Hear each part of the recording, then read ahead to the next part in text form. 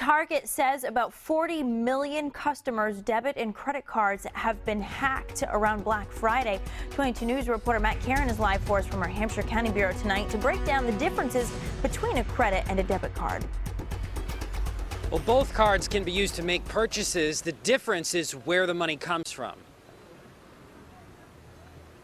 A debit card is typically tied to a checking account. It pulls money directly from your account balance. A credit card provides you with a line of credit, essentially a loan that you have to pay back.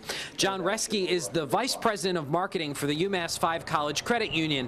He told 22 News that companies keep a model of your transaction history and that making an abnormally large purchase or a purchase out of the country may tip off a company to fraud. Well, it took us close to 6 months, I think, to get things squared away.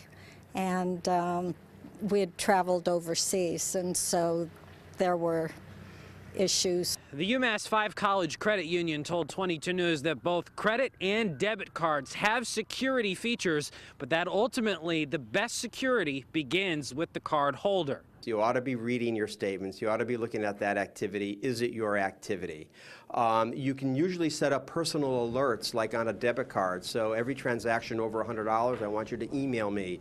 One man told 22 News he prefers to pay with cash if he can. If you have enough cash in your pocket at that time, then I prefer paying with cash. But in the other case, if you have a debit and credit card and you still have a surplus amount in debit card, then I go with the debit card.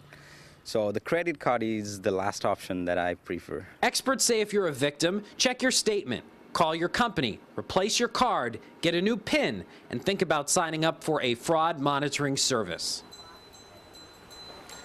John Reske from the credit union told 22 News that victims should only be responsible for paying a maximum of $50 for a fraudulent transaction.